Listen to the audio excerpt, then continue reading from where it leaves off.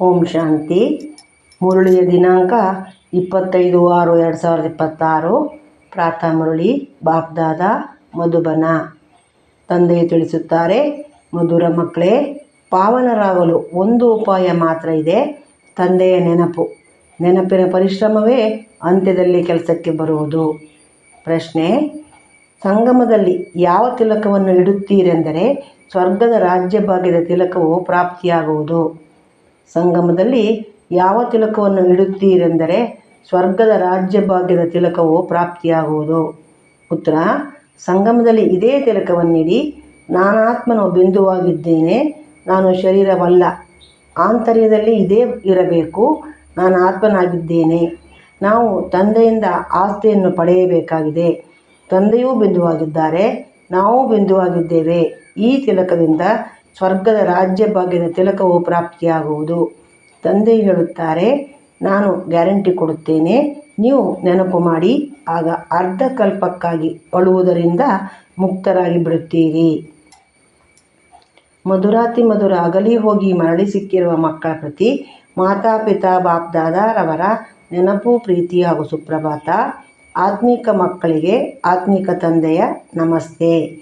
ನಾವು ಆತ್ಮೀಕ ಮಕ್ಕಳಿಂದ ಆತ್ಮೀಕ ಮಾತ್ಪಿತಾ ಬಾಪ್ದಾದಾರವರಿಗೆ ನೆನಪು, ಪ್ರೀತಿ, ಬೆಳಗಿನ ವಂದನೆಗಳು ಹಾಗೂ ನಮಸ್ಕಾರಗಳು.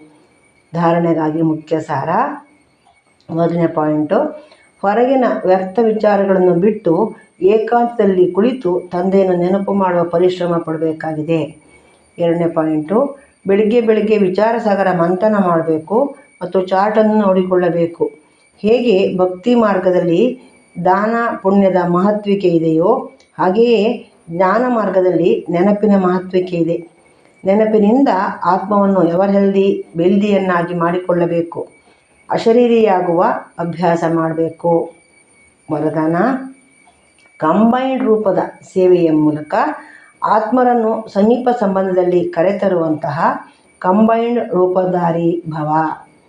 ಕಂಬೈನ್ಡ್ ರೂಪದ ಸೇವೆಯ ಮೂಲಕ ಆತ್ಮರನ್ನು ಸಮೀಪ ಸಂಬಂಧದಲ್ಲಿ ಕರೆತರುವಂತಹ ಕಂಬೈನ್ಡ್ ರೂಪಧಾರಿ ಭವ. ವರದಾನದ ವಿಶ್ಲೇಷಣೆ: ಕೇವಲ ಶಬ್ದದ ಅಥವಾ ವಾಚಾ ಮೂಲಕ ಸೇವೆ ಮಾಡುವುದರಿಂದ ಪ್ರಜೆಗಳಾಗುತ್ತಿದ್ದಾರೆ. ಆದರೆ ಶಬ್ದದಿಂದ ಆಚೆ ಇರುವ ಸ್ಥಿತಿಯಲ್ಲಿ ಸ್ಥಿತರಾಗುತ್ತಾ ನಂತರ ಶಬ್ದದಲ್ಲಿ ಬನ್ನಿರಿ. ಅವ್ಯಕ್ತ ಸ್ಥಿತಿ ನಂತರ ಶಬ್ದ. ಈ ರೀತಿ ಕಂಬೈನ್ಡ್ ರೂಪದ ಸೇವೆಯು ವಾರಸುದಾರರನ್ನಾಗಿ ಮಾಡುತ್ತದೆ. ಶಬ್ದದ ಮೂಲಕ ಪ್ರಭಾವಿತರಾಗಿರುವ ಆತ್ಮರು ಅನೇಕ ಶಬ್ದಗಳನ್ನು ಕೇಳುವುದರಿಂದ ಬಂದು ಹೋಗುವ ಚಕ್ರದಲ್ಲಿ ಬಂದು ಬಿಡುತ್ತಾರೆ. ಆದರೆ ಕಂಬೈನ್ಡ್ ರೂಪಧಾರಿಯಾಗಿದ್ದು ಕಂಬೈನ್ಡ್ ರೂಪದ ಸೇವೆ ಮಾಡುತ್ತೀರೆಂದರೆ ಅದರಲ್ಲಿ ಯಾರದೇ ರೂಪದ ಪ್ರಭಾವ ಬೀರಲು ಸಾಧ್ಯವಿಲ್ಲ. ಸ್ಲೋಗನ್: ಸಾಧನಗಳಲ್ಲಿ ಬೇಹದ್ದಿನ ವೈರಾಗ್ಯ ವೃತ್ತಿಯ ಸಾಧನೆಯನ್ನು ಮರ್ಜ್ ಮಾಡಿಬಿಡಿ. ಸಾಧನಗಳಲ್ಲಿ ಬೇಹದ್ದಿನ ವೈರಾಗ್ಯ ವೃತ್ತಿಯ ಸಾಧನೆಯನ್ನು ಮರ್ಜ್ ಮಾಡಿಬಿಡಿ. ಅವ್ಯಕ್ತ ಸೂಚನೆಗಳು: ಸದಾ ಹರ್ಷಿತರಾಗಿರಲು ತಮ್ಮ ಸ್ವಭಾವವನ್ನು ಸರಳ ಮಾಡಿಕೊಳ್ಳಿರಿ. ಸಹನಶೀಲರಾಗಿರಿ. ಯಾರು ಸಹನಶೀಲ ಮಕ್ಕಳಿದ್ದಾರೆ ಅವರು ತಮ್ಮ ಸಹನಶೀಲತೆಯ ಶಕ್ತಿಯಿಂದ ಎಂತಹದ್ದೇ ಕಠಿಣ ಸಂಸ್ಕಾರದವರು, ಎಂತಹದ್ದೇ ಕಠಿಣ ಕಾರ್ಯವನ್ನು ಶೀತಲರನ್ನಾಗಿ ಮಾಡಿಬಿಡುತ್ತದೆ ಅಥವಾ ಸಹಜ ಮಾಡಿಬಿಡುತ್ತಾರೆ. ಸಹನಶೀಲತೆಯ ಗುಣವುಳ್ಳವರು ಗಂಭೀರವಾಗಿರುತ್ತಾರೆ ಮತ್ತು ಆಳದಲ್ಲಿ ಹೋಗುತ್ತಾರೆ.